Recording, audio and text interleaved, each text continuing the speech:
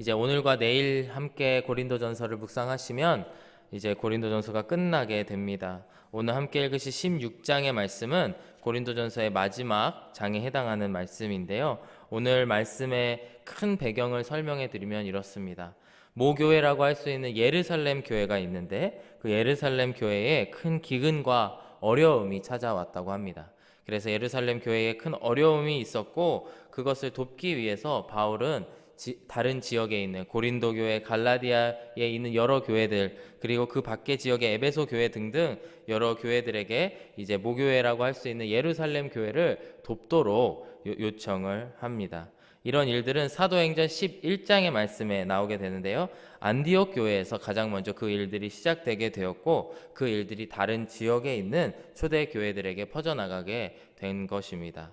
바울은 이 편지를 고린도전서를 마무리하면서 이런 이야기로 마무리를 하고 있습니다. 그런데 한 가지 의아한 점이 왜 편지의 마무리를 이러한 이야기를 하고 있을까? 사실 연보, 즉 헌금에 대한 말씀은 목회자들이 가장 하기 어려운 주제 중에 하나라고 들어서 알고 있고 저희들이 현실적으로 그것이 맞는 이야기임을 알 수가 있습니다. 조금 전 15장에서 부활에 대한 하나님의 그 예수님의 은혜 넘치는 말씀을 나눈 직후에 바울은 헌금, 연보에 대한 말씀을 전하고 있고 이것은 조금 의아하다라는 생각이 들 수도 있습니다.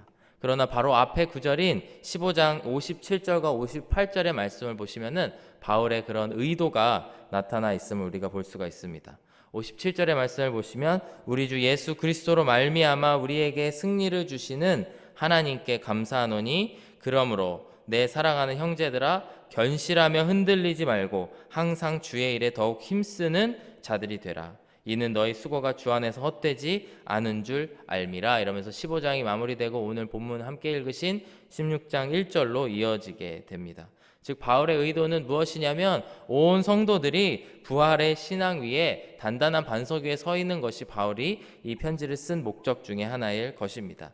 하지만 그 결과물이 어떻게 돼야 되냐면 58절 말씀처럼 견실하며 흔들리지 말고 항상 주의 일에 더욱 힘쓰는 자들이 되게 하기 위해서 이 편지를 쓰고 있다. 그리고 그것을 가장 잘 적용할 수 있는 방법이 올바른 헌금 생활, 특별히 어려움을 겪고 있는 다른 교회, 어려움을 겪고 있는 다른 형제들을 적극적으로 돕는 연보라고 오늘 바울은 가르쳐 주고 있는 것입니다. 그래서 본문은 1절과 같이 말씀을 시작하게 됩니다. 성도들을 위하는 연보에 관하여는 내가 갈라디아 교회들에게 명한 것 같이 너희도 그렇게 하라. 여기서 성도를 조금 더 스페시픽하게 우리가 지칭을 하자면 바로 예루살렘 성도들을 이야기하는 것이죠. 예루살렘 성도들을 위한 연보, 바로 앞장의 단어를 쓰면 내 사랑하는 형제들을 위하는 이 연보와 헌금들이 굉장히 중요하다라고 말씀을 하고 있습니다.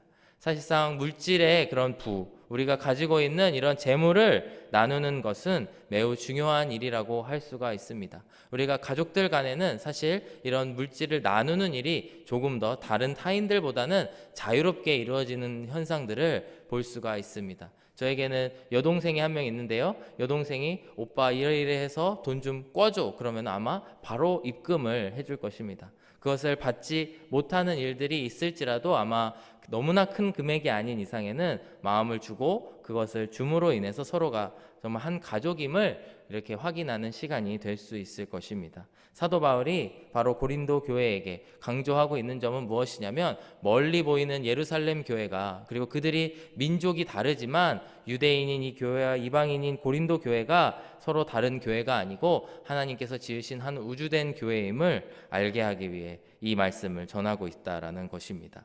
특별히 이 말씀이 고린도 교회에게 중요한 이유가 무엇일까요? 바로 맨 처음 고린도전서를 시작할 때 우리가 함께 읽고 묵상하였는데요. 고린도 교회 안에는 파당이 있었습니다. 지역에 같이 사는 사람들 그리고 그들 중에 예수님을 믿는 사람들의 모임인 고린도 교회였지만 그 가운데 의견이 다르다고 해서 그리고 더 좋아하는 지도자가 다르다고 해서 그들의 안에 파당이 이루어져 있음을 우리는 확인하였고 바울은 그들에게 많은 권면과 책망을 한 것을 우리가 알고 있습니다. 이러한 고린도 교회 교인들에게 사도 바울은 이 말씀을 마무리하면서 당신들이 단순히 교회 안의 유니티, 그 연합된 모습에서 끝나는 것이 아니고 타 지역에 있는 예루살렘 교회에게도 올바른 그런 헌금 생활로 인해 그들을 지원함으로 말미암아 견실하며 흔들리지 않는 그런 온전한 자들이 되라라고 오늘 말씀에서는 권면을 하고 있는 것입니다. 이어서 오늘 본문의 2절 이하의 말씀을 보시면 그렇다면 바울이 어떻게 하는 것이 좋은지, 어떻게 헌금 생활을 하고 그것을 어떻게 관리를 해야 하는지에 대해서 상당히 자세하게 말씀을 하고 있습니다. 그것을 간단히 세 가지로 정리하여서 함께 나누기를 원합니다. 첫 번째로 바울은 헌금 생활에 있어서 체계성을 가져야 됨을 강조하고 있습니다. 여기서 얘기하고 있는 체계성이란 헌금을 더 체계적으로 그리고 더 정기적으로 드리도록 권면을 하고 있다라는 것입니다. 2절의 말씀을 보시면 매주 첫날에 너희 각 사람이 수입에 따라 모아두어서 내가 갈 때에 연보를 하지 않게 하라 라고 말씀합니다. 매주 첫날이라고 하는 것은 주일을 의미합니다. 예수님이 부활하신 이후에는 유대인들이 모였던 그 안식일, 오늘날의 토요일에 해당하는 이 안식일의 의미가 많이 약화되었습니다. 오히려 그 이후에 첫날인 오늘날의 주일에 해당하는 날이 오히려 이 초대교회 사람들이 함께 모여서 함께 예배드리고 함께 떡을 떼었던 모습들을 우리가 볼 수가 있습니다.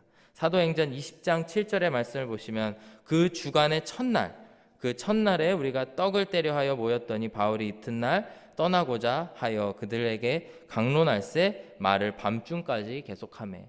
즉 이 주간의 첫날에 함께 모여서 떡을 뗐다라는 것은 우리가 알고 있는 주의 만찬을 의미하는 것이죠. 그래서 모여서 함께 예배드리고 바울이 강론을 하였는데 그것을 밤새도록 했다라고 하는 것입니다. 즉 매주 첫날에 모여서 예배드릴 때에 정기적으로 헌금을 할 것을 바울은 권면을 하고 있습니다. 그리고 2절 후반부에 보시면 그리하여서 내가 갈 때에 연보를 하지 않게 하라 이런 말씀이 나오는데요. 이 말씀을 풀어서 해석을 하면 무슨 의미냐면 바로 바울이 현재 에베소에 머물러 있는데 에베소에서 고린도 교회에 방문을 하였을 때에 부랴부랴 헌금을 모아서 연보를 하지 않게 하고 오히려 정기적으로 체계적으로 모아 두었다가 바울이 왔을 때에 바울에게 그 헌금을 전달하고 예루살렘으로 그것을 전송하게 하라라고 하는 말씀을 알려주고 있습니다. 이러한 사도 바울의 권면을 우리는 잘 생각을 해봐야 되는데요. 바울은 결코 율법적으로 너희가 반드시 일주일에 한 번씩 이 어떠한 만큼의 양을 헌금을 해라라고 율법적으로 이야기를 하고 있는 것이 아닙니다. 그렇지만 우리가 반대로 그렇다고 해서 생활을 하다 보면 어떠한 규칙을 세워놓지 않다 보면은 모든 그런 생활 전반에 있어서의 체계들이 무너지는 것들을 경험을 하게 됩니다. 갈라디아서 3장 24절의 말씀을 보시면 바울이 이와 같이 갈라디아 교회에게 권면을 하는데요. 이같이 율법이 우리를 그리스도께로 인도하는 초등교사가 되어서 우리로 하여금 믿음으로 말미암아 의롭다함을 얻게 하려 함이라. 예수님께서 하나님께서 율법을 허락하신 이유가 우리를 그리스도께로 인도하는 초등교사가 되게 하였다라고 하는 것을 우리가 알 수가 있습니다. 헌금 생활에 있어서도 마찬가지로 우리가 작은 일이지만 그것을 초등교사인 율법과 같이 율법적인 행위들, 계획함을 통하여서 우리들의 헌금 생활, 신앙 생활을 좀 더 체계성 있게 가지라라고 오늘 말씀으로 권면을 하고 있습니다. 두 번째로 오늘 바울이 헌금을 할 때에 우리에게 가르쳐주고 있는 것은 자발적으로 각 사람의 수입에 따라 헌금을 하라라고 권면을 하고 있습니다. 2절의 중반부에 보시면 매주 첫날에 너희 각 사람이 수입에 따라 모아두어서 내가 갈 때에 연보를 하지 않게 하라. 수입에 따라 각 사람이 헌금을 하라라고 말씀을 하고 있습니다. 바울은 모두가 수입에 따라서 자발적으로 자발성을 가지고 정한 양을 드리라고 권면을 하고 있습니다. 이는 바울이 철저하게 가난한 자들, 교회 안에 있는 가난한 자들을 배려하고 있는 모습이라고 할 수가 있습니다. 이러한 바울의 마음은 신명기에 나타나는 하나님의 마음과 연결이 되어 있습니다. 신명기 15장 14절의 말씀을 보시면 하나님께 드릴 때의 마음가짐에 대해서 말씀을 하고 있습니다. 내 양 무리 중에서와 타작 마당에서와 포도주 틀에서 그에게 가난한 자들에게 후히 줄지니 곧 내 하나님 여호와께서 내게 복을 주신 대로 그에게 줄지니라. 너희들에게 주신 대로 복을 주라라고 말씀을 하고 있습니다. 비슷한 말씀이 신명기 16장의 10절 말씀에도 나타나 있습니다. 내 하나님 여호와 앞에 77절을 지키되 내 하나님 여호와께서 내게 복을 주신 대로 내 힘을 헤아려 자원하는 마음으로 예물을 드리라라고 말씀을 하고 있습니다. 즉 하나님께서는 율법 시기에도 하나님께 무엇을 드릴 때에, 그리고 이웃에게 물질을 나눌 때에 어떻게 하냐면 하나님이 우리에게 주신 그 물질을 받은 대로 생각하여서 그것대로 해나가라라고, 물질을 드리라라고 말씀을 하고 있습니다. 교회 안에는 선한 일에 동참하고자 하는 성도들이 많이 있을 것입니다. 우리 중에도 많이 있을 것입니다. 하지만 그 안에 서로가 형편이 다르기 때문에 어찌 보면 우리가 겉으로 보아졌을 때, 와, 저 사람은 이만큼의 헌금을 하였다, 아니면 이 사람은 요만큼의 헌금밖에 하지 않았다라고 눈으로 판단할 수가 있습니다.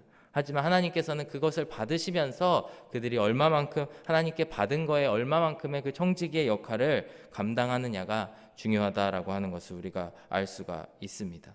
그래서 사실 오늘 본문의 말씀에는 전혀 나와 있지 않지만 우리 안에 있는 11조를 하나님께 드림으로써 우리의 신앙을 고백하고 주님과의 관계를 형성해 나아가는 것이 너무나 중요하다고 생각이 됩니다. 형편이 좋으면 그에 맞게 더 많이 드릴 수 있고, 또 형편이 좋지 않을 때에는 그에 맞게 그에 알맞은 형편에 드리게 되는 것입니다. 그리하여서 한 사람이 헌금을 드릴 때에 너무 무리하지도 않고, 또 반대로 너무 인색하지도 않고 자발적인 마음으로 하나님께 드릴 수 있도록 바울은 권면을 하고 있는 것입니다.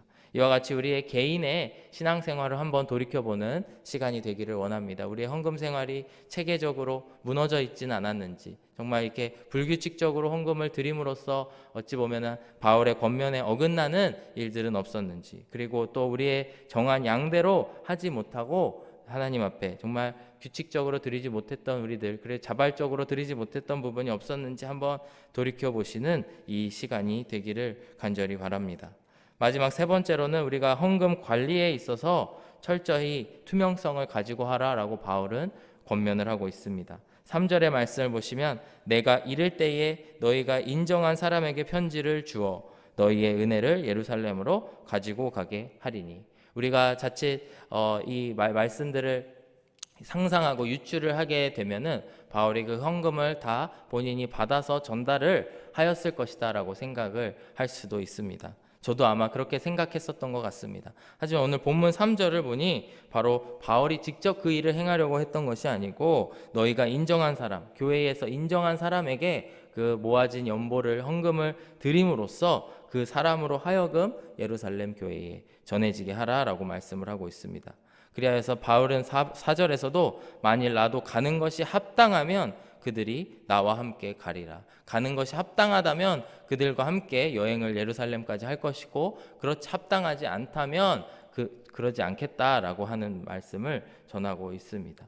즉 사도 바울은 이 헌금이 드려지는 것, 그리고 이 모든 과정에서 철저히 투명하게 이루어지기를 원했던 그런 사도 바울의 마음을 우리가 알 수가 있습니다. 이와 같이 우리도 교회 안에서 투명하게, 그리고 그 물질들을 사용되어짐으로써 예수 그리스도의 몸된 교회가 더욱더 건강해지고, 그리고 그 안에 어려운 사람들을 더 잘 효과적으로 도울 수 있는 그런 교회가 되어지기를 간절히 바랍니다.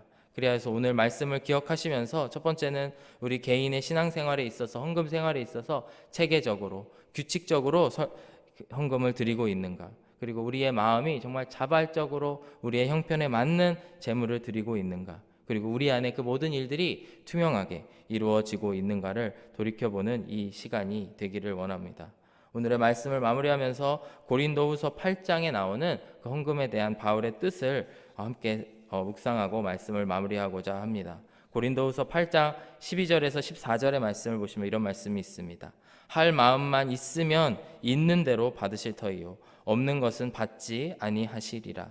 이는 다른 사람들은 평안하게 하고 너희는 공고하게 하려는 것이 아니요 균등하게 하려 함이라.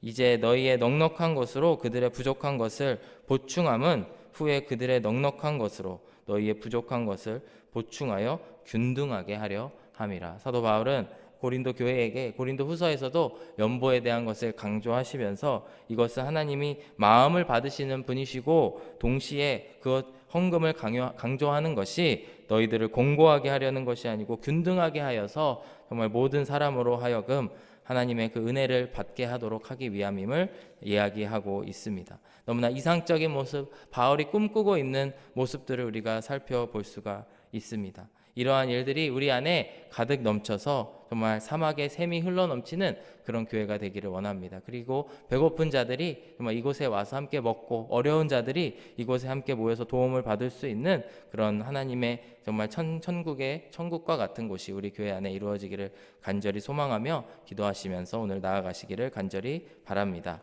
함께 기도하겠습니다. 사랑하는 아버지 하나님, 감사합니다. 오늘 저희들에게 연보에 대한 말씀, 헌금에 대한 말씀 허락해 주심을 감사드립니다. 저희들 개인의 신앙 그리고 헌금 생활을 돌이켜보는 시간이 되게 하여 주시옵고, 사도 바울의 그 귀한 권면을 마음속에 새길 수 있는 저희들이 되게 하여 주옵소서. 오늘도 우리에게 공급하여 주시고 우리를 인도하여 주시는 주님을 찬양하며 예수 그리스도의 이름으로 기도드렸습니다. 아멘.